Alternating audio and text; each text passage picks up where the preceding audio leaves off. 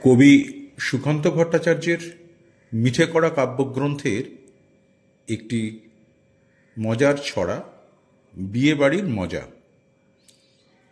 বিয়ে বাড়ির বাজছে সানাই, বাজছে নানান বাদ্য, একটি ধারে তৈরি হচ্ছে নানা রকম খাদ্য।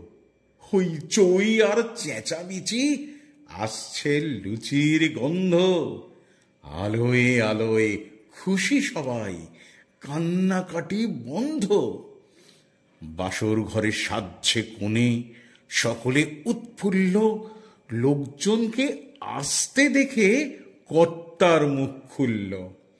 আসুন আসুন, বসুন সবাই, আজকে হলাম ধন্য। যৎসামান্য এই আয়োজন আপনাদেরই জন্য। মাংস, পোলাও, চপ, কাটলেট, লুচি এবং মিষ্টি। খাবার সময় এদের প্রতি দেবেন একটু দৃষ্টি। বর আসেনি, তাই সকলে ব্যস্ত এবং উৎসুক।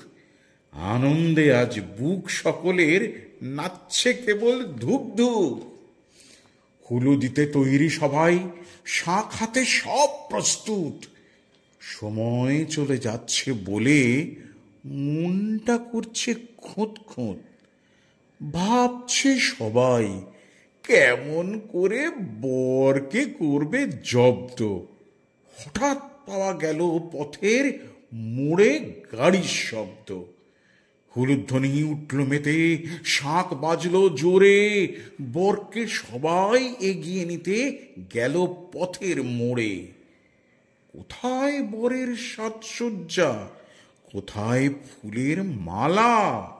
সবাই হঠাৎ চেঁচিয়ে ওঠে, পালা পালা পালা। বর নয়কো, লাল পাগড়ি, পুলিশ আসছে নেমে।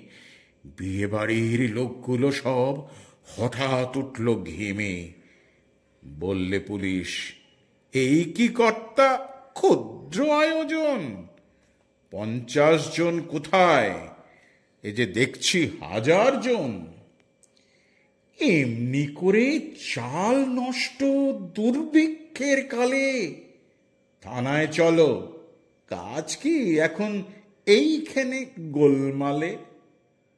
কর্তা হলেন কাঁদো কাঁদো, চোখেতে জল আসে।